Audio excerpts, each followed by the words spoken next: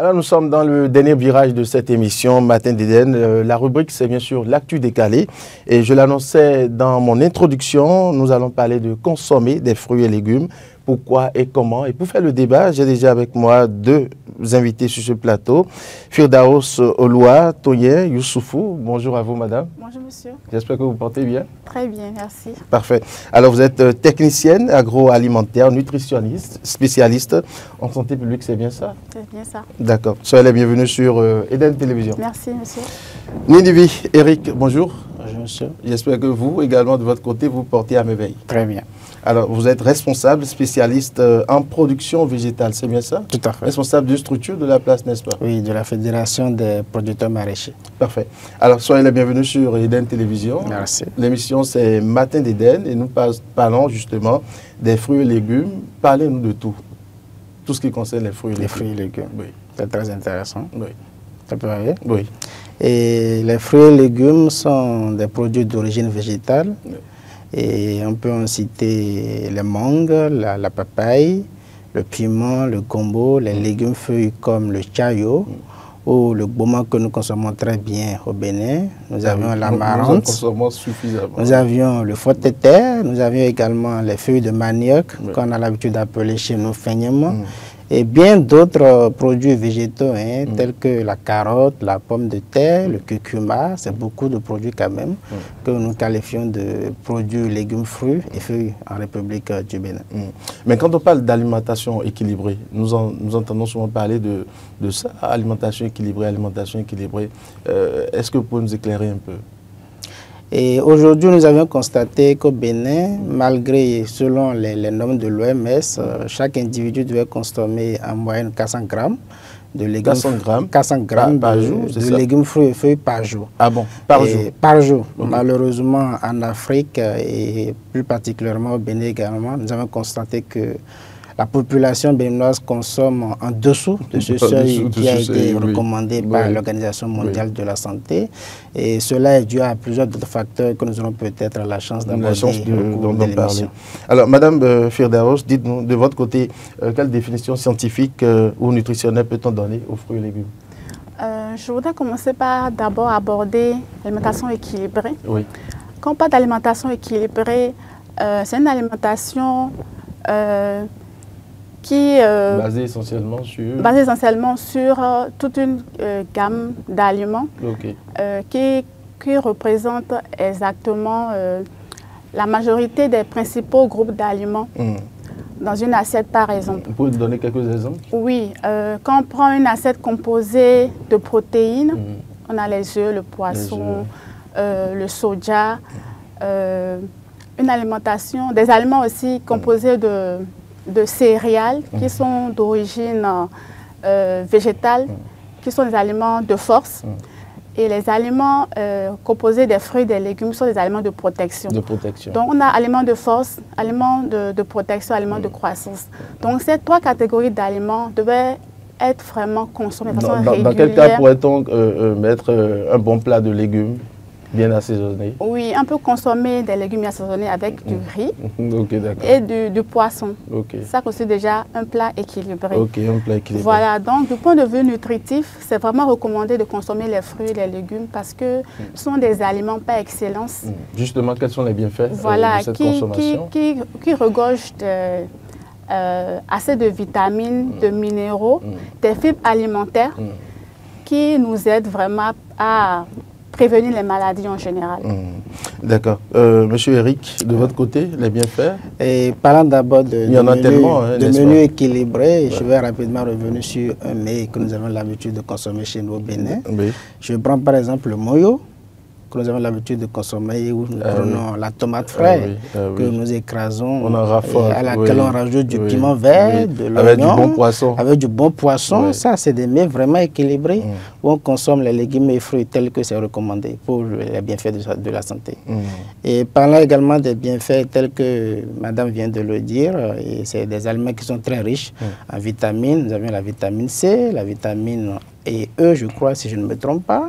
C'est des aliments qui sont très riches en antioxydants et c'est des aliments qui sont très riches en fibres, pour les questions de protection de l'organisme et autres. Et c'est des aliments qu'il faut vraiment recommander et la consommation aux populations béninoises pour avoir une santé parfaite. D'accord. Mais existe-t-il des différences significatives entre fruits et légumes crus et cuits en matière de valeur nutritive? Je laisse beaucoup plus les nutritionnistes répondre à ça, mais je prends par exemple le cas des légumes feuilles. Et il est beaucoup plus recommandé de consommer les légumes feuilles crus. Je vais m'expliquer pourquoi je le dis. Nous avons constaté, quand nous prenons par exemple les habitudes culinaires des consommateurs béninois, telles que nous avons l'habitude de préparer les légumes feuilles, ce n'est pas très recommandé. Nous avons l'habitude de les faire bouillir au feu, suivant des températures qui ne sont pas très recommandées. Et quand nous finissons souvent la cuisson, nous procédons à l'extraction de l'eau et c'est après les légumes feuilles que nous avions après cuisson là que nous utilisons pour la préparation. Alors que pendant ce processus de cuisson là, la plupart des éléments nutritifs que contiennent ces légumes feuilles sont débarrassés. Donc c'est une mauvaise pratique. Hein? C'est une mauvaise pratique que nous adoptons souvent au niveau de la cuisson de nos produits alimentaires. Et je prends également le cas de l'oignon. Quand nous consommons l'oignon frais, cela contient beaucoup plus d'éléments nutritifs que quand nous le consommons de façon crue, de façon cuite. Et il en est de même pour la carotte et la plupart des autres légumes feuilles. Aujourd'hui, nous recommandons parfois la cuisson pour permettre aux consommateurs d'éliminer un certain nombre de résidus de récolte avant de pouvoir le consommer. Mais au fil du temps, nous avons constaté également que la manière de procéder à cette cuisson-là ne permet plus aux consommateurs de tirer bénéfice de tout ce que contient les légumes fruits et feuilles-là. Donc, il est aujourd'hui que nous les sensibilisons quand même sur les méthodes de cuisson des légumes fruits et feuilles avant consommation. D'accord. Madame Firdaus, oui, de votre côté, comment est-ce qu'il faut consommer ces fruits et légumes? Est-ce que c'est de façon cuire ou cuite, véritablement? En fait, ça dépend. Comme mon confrère l'a dit tout à l'heure, on privilégie vraiment la consommation des fruits et légumes crus, à l'état cru, et moins cuits. C'est-à-dire, les légumes, on peut les cuire à la vapeur au lieu de les cuire vraiment à l'eau bouillante directement. Donc, c'est vraiment ce qui est recommandé pour que l'organisme puisse vraiment bénéficier des nutriments qui sont présents dans ces aliments-là, de façon globale. Alors, mais dites-moi, quelles maladies ou carences sont directement liées à une faible consommation des fruits et légumes? Pour quelqu'un qui ne consomme pas assez les fruits et légumes? Oui, pour ceux-là qui ne consomment pas assez de fruits et légumes, c'est-à-dire qu'ils consomment les autres catégories d'aliments, ils sont exposés au risque de surpoids, d'obésité. Parce que dans les fruits et légumes, il y a ce qu'on appelle les fibres alimentaires qui réduisent l'absorption du glucose au niveau de l'organisme. Or, le glucose peut être associé au diabète de type 2, par exemple. Donc, ces fibres vont vraiment inhiber l'action du glucose dans le sang. Voilà, donc ça créer d'autres maladies. Ça permet aussi d'inhiber les actions des radicaux libres qui sont associés au stress oxydatif, qui sont la cause vraiment des maladies cardiovasculaires que nous rencontrons, les cancers et autres.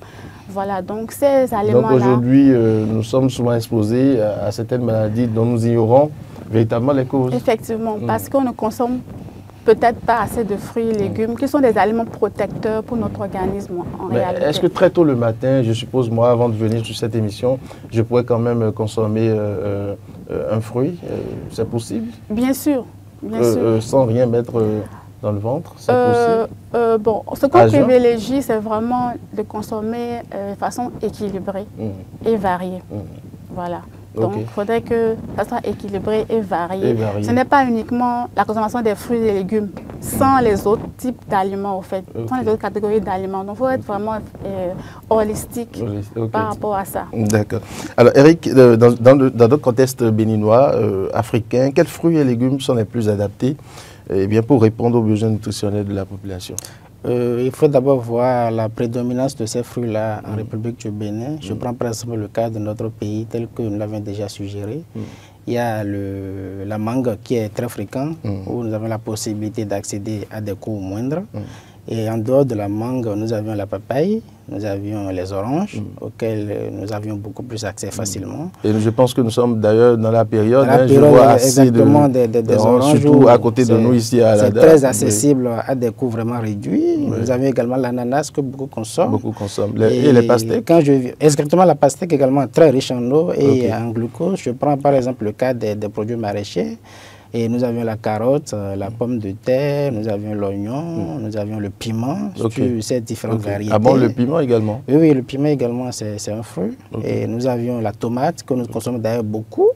Et parlant des légumes feuilles, tels que je l'avais déjà cité, nous avions la grande morelle, le chayo, le faux-tété. Et aujourd'hui, nous avons commencé à constater qu'il y a des consommateurs aujourd'hui qui ont commencé par consommer les feuilles de carottes, qui sont également très riches en éléments nutritifs pour l'organisme. Et nous avons beaucoup d'autres, le curcuma que les gens utilisent dans la consommation et parfois même dans les traitements des maladies de peau et autres. Donc il y a beaucoup de produits auxquels nous avions accès sur notre territoire quand même, qui répondent aux besoins des consommateurs en termes d'éléments nutritifs. Ok. Quelles sont, madame, les recommandations internationales de l'OMS? Nous devons manger pour, à présent, combien de fruits et légumes par jour concrètement? Oui, selon l'OMS, il faudrait consommer 5% de fruits et légumes par jour. Combien? 5% de fruits et légumes par jour, qui représente environ les 400 grammes. Et une portion correspond environ à 80-100 grammes. Donc, comme l'a dit tout à l'heure mon confrère, c'est qu'on a constaté au niveau du Bénin, selon l'analyse de la situation alimentaire, le Béninois consomme moins de la norme. En fait. Ils sont environ à 107 grammes par jour. Est-ce que cela n'est pas dû à la cherté des fruits et légumes? Vous-même, vous êtes une mère, vous êtes une femme, vous savez, vous connaissez la réalité sur le marché. Oui, par rapport à la cherté, il faut faire vraiment attention. Il ne faudrait pas consommer un légume qui n'est pas de saison pendant une période donnée. Donnez-nous pour éviter vraiment qu'on soit confronté à la cherté. On est par exemple en période de...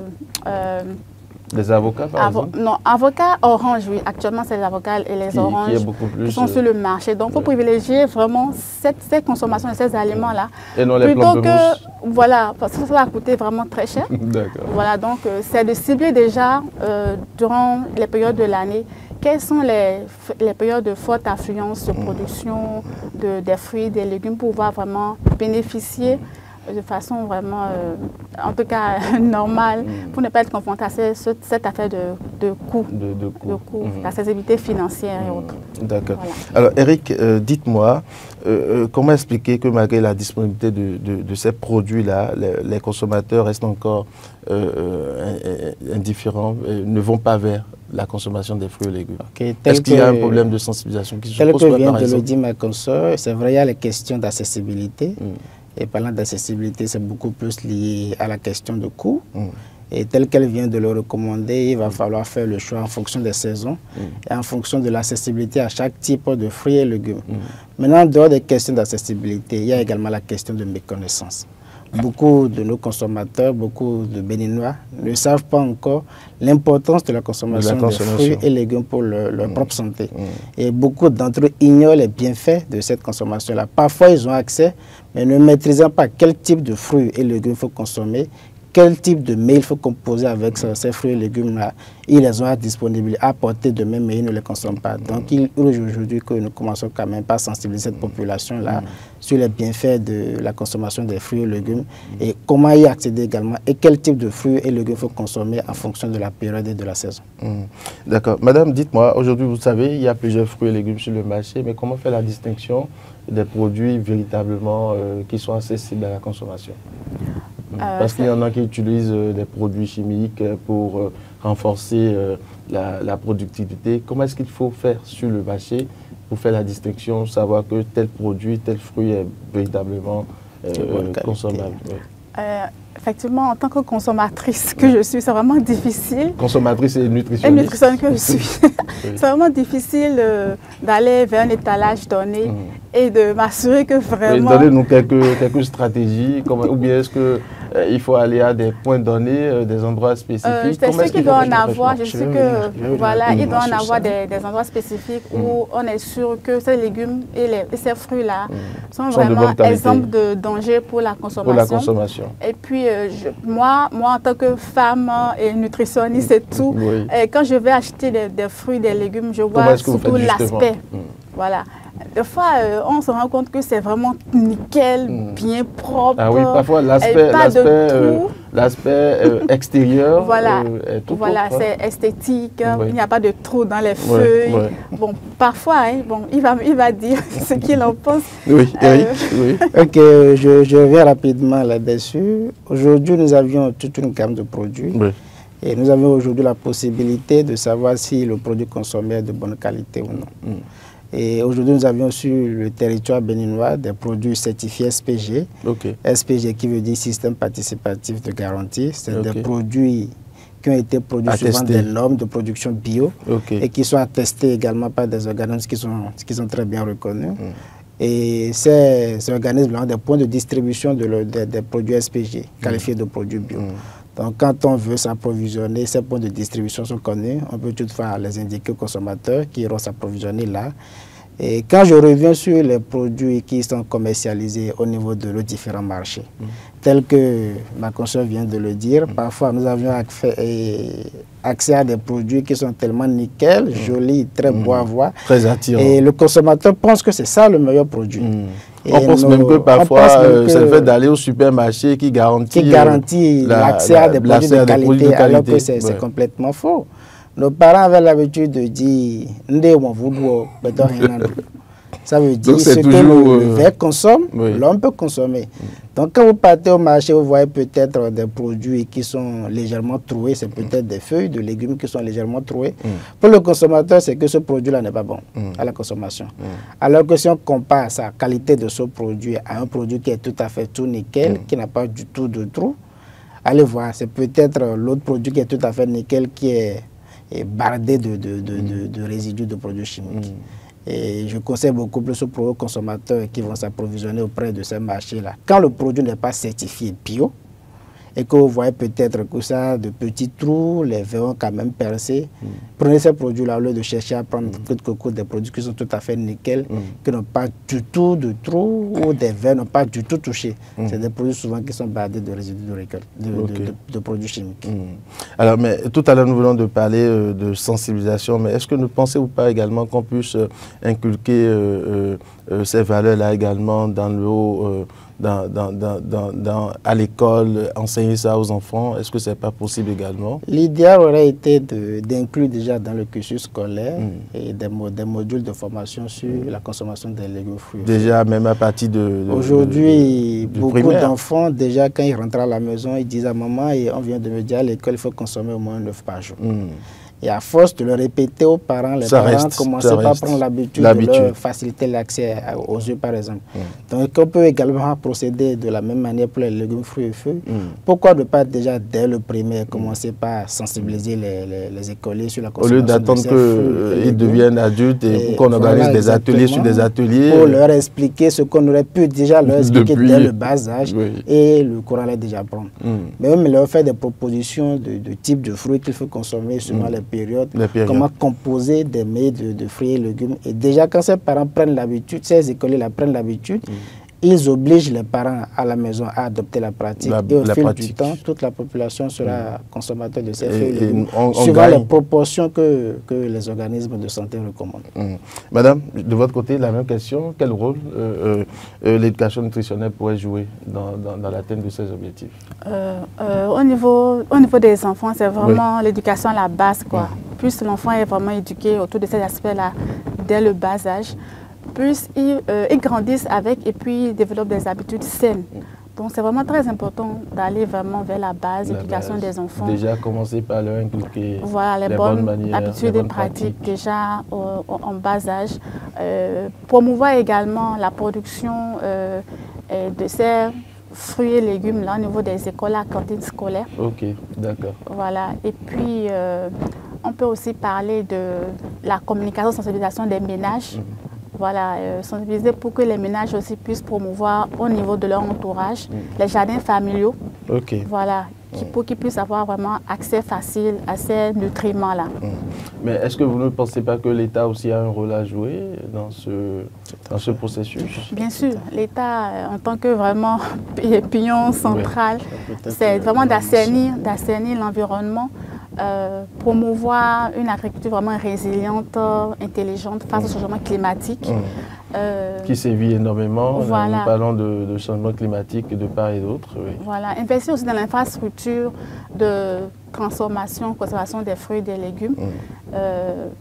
Voilà, vraiment instaurer vraiment les normes qu'il faut pour que les fruits et légumes soient vraiment, du point de vue sanitaire, vraiment sans danger pour la consommation. Et que la population puisse en consommer avec quiétude. Voilà, avec quiétude, l'environnement aussi soit vraiment pas tellement impacté avec les pesticides et autres. Parce qu'il y en a tellement assez. Il y en a tellement, vraiment. On ne sait plus qu'est-ce qu'il faut consommer. Eric, l'État, de votre côté, quel rôle? Tel que ma consoeur vient de le dire, l'État a beaucoup à faire. Et l'un des points sur lesquels nous nous mettons là, et comment dit-on, beaucoup plus le regard, c'est qu'ils mettent en place les politiques qui s'imposent. Ok. C'est-à-dire tout à l'heure, en parlant de facteurs qui limitent la consommation des légumes, fruits et fruits, nous avons parlé de la question d'accessibilité. Et parlant de l'accessibilité, nous avons beaucoup plus abordé la question liée au coût. L'État peut toutefois subventionner la production pour faciliter l'accès de ces produits-là aux consommateurs. Si la production est subventionnée et que les coûts de production supportés par le producteur ne sont pas assez énormes, il peut toutefois céder ces produits-là également aux consommateurs à des prix beaucoup plus à leur portée pour leur faciliter quand même l'accessibilité. En dehors de la question de la subvention de la production, il y a également la mise en place d'infrastructures adéquates qu'il faut pour faciliter la conservation de ces produits-là pendant les périodes d'abondance. Un peu comme les chambres froides et autres, ou quand nous sommes en période d'abondance de tel fruit ou tel fruit, le producteur qui les produit peut toutefois les conserver, ne serait-ce que pendant une certaine période.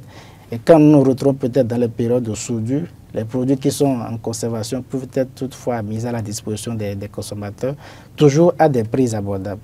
Donc, en dehors de la question liée à la consommation, nous avons déjà parlé des questions de sensibilisation. Et parlant de politique liée à l'éducation, c'est toujours l'État qui peut le faire.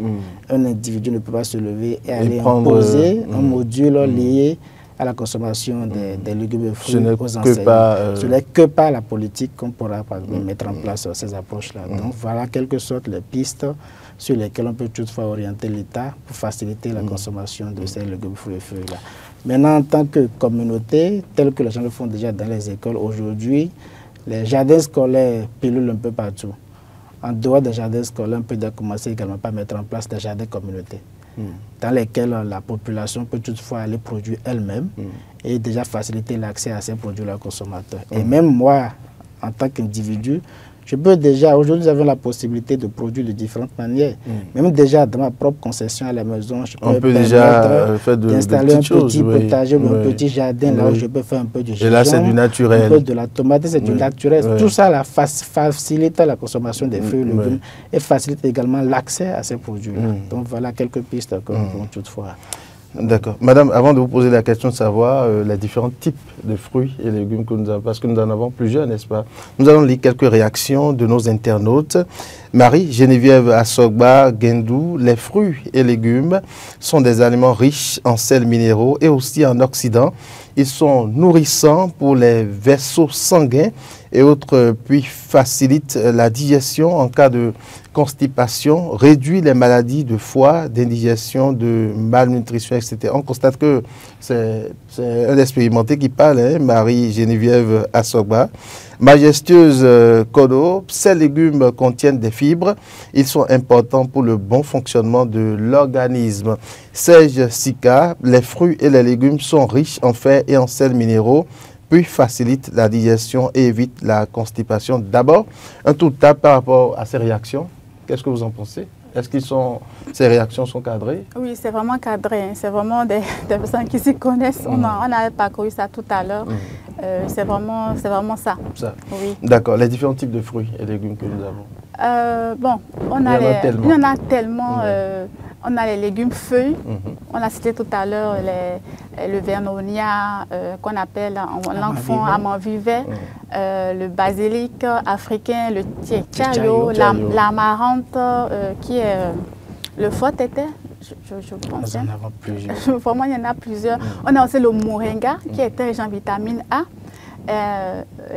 en protéines également.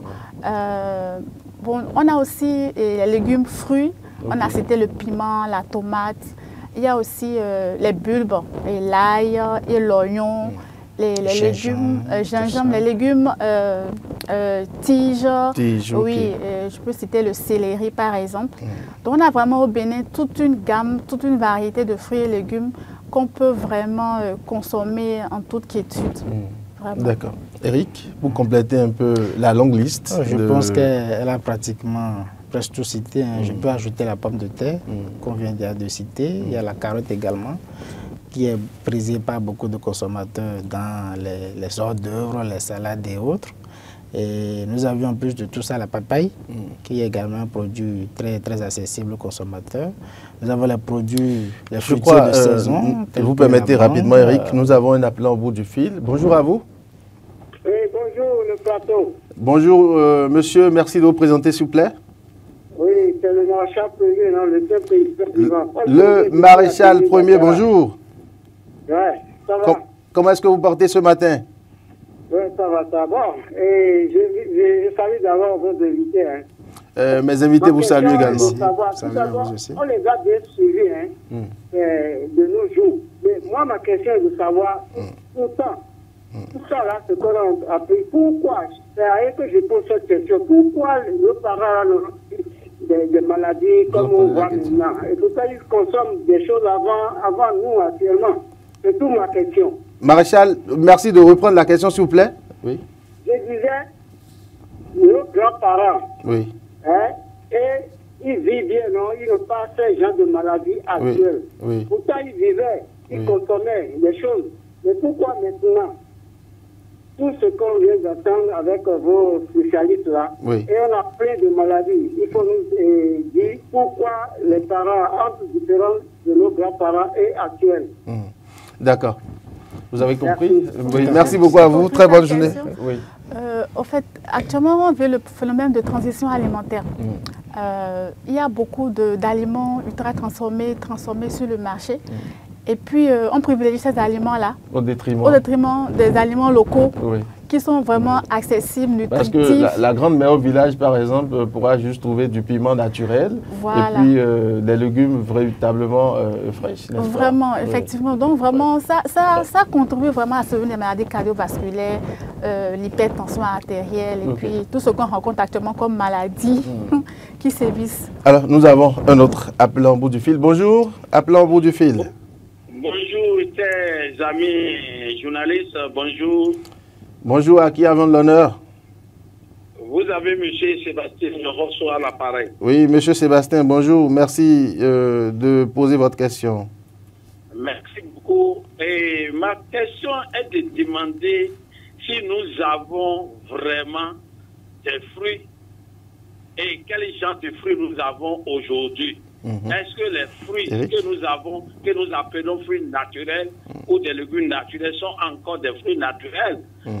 Parce que autre part, pour planter les arbres aujourd'hui, pour planter n'importe quelle graine aujourd'hui, c'est déjà avec les engrais. Et quand on prend ça avec des engrais et ça sort, je vois que ce ne sont plus des fruits qui sont naturels.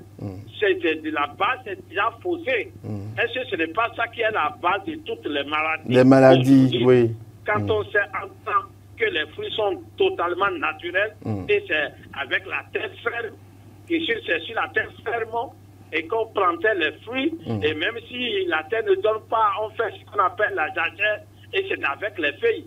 Mais n'importe quelle culture, et même sur le marché. Oui. Et maintenant, n'importe quelle culture aujourd'hui, c'est avec les engrais déjà, la base est déjà faussée. Mais ce que nous appelons fruits naturels ne sont plus naturels. Est-ce que ce n'est pas ça qui est à la base de plusieurs maladies aujourd'hui? D'accord, ils vont vous répondre sur le plateau. Eric. Oui. Okay, et merci beaucoup aux deux intervenants. Oui. Je pense que le second intervenant a de façon indirecte répondu à la question du premier intervenant. Oui. Et parlant du premier intervenant, ce qu'il a fait, ce qu'il a dit, c'est un constat que nous avons tous fait. Oui. Et il y a de cela, je dirais, 25 ans, 30 ans, pour les produits maraîchers, on n'utilisait pas d'intrants chimiques. On n'utilisait pas de pesticides, on n'utilisait pas de fertilisants chimiques, on n'utilisait pas du NPK, d'urée et autres. Le parlant produisait bio. Et quand vous consommez des produits bio, la probabilité que ces produits vous rendent malade est très faible. Et c'est un peu comme ce que le ministre de l'Agriculture disait entre-temps. Nous devrions faire en sorte que les aliments que nous consommons soient pour nous des alicaments. Ça veut dire des aliments médicaments qui nous soignent quand nous les consommons et non des aliments intoxicateurs qui nous intoxiquent quand nous les consommons. Et je pense que c'est ce qui est aujourd'hui à la base de la plupart des problèmes que nous rencontrons. Parce que la plupart des produits que nous consommons aujourd'hui, c'est vrai, il y en a des produits bio, je viens de le dire, nous avons des produits bio qui sont certifiés, qui existent sur le territoire national. Mais c'est des produits qui sont vraiment assez coûteux et la grande majorité des consommateurs n'ont pas accès à ces produits-là à cause des facteurs économiques et autres. Parlant de la deuxième question, les deux sont liés. Je dis toujours, aujourd'hui, nous avons encore des produits bio. Si nous voulons les découvrir, il y a des sites qui sont connus pour ça. Il y a encore des producteurs qui sont spécialisés en produits bio, qui ont même des certificats qui leur sont décernés. Nous avons plusieurs producteurs que nous avions accompagnés qui ont été certifiés producteurs bio. Et quand vous consommez ces produits, c'est dépourvu de produits chimiques. Parfait. Allez, merci beaucoup. Le temps est parti. Madame Fedaos, je pense que nous allons peut-être y revenir le vendredi prochain. Merci beaucoup à vous pour votre disponibilité. Madame Fedaos Oloa Tony, vous êtes technicienne agroalimentaire, nutritionniste et spécialiste en santé publique. Franchement, merci beaucoup à vous pour votre disponibilité. Ninivi, Eric, merci également. Merci à vous aussi. Spécialiste en production végétale. Tout à fait. Merci beaucoup. Alors, cette émission a été réalisée par Rebecca Ougou. Alain Alou a assuré au son. Merci de nous avoir suivis. Retrouvez tout à l'heure à 13h pour la grande édition du journal sur la télévision.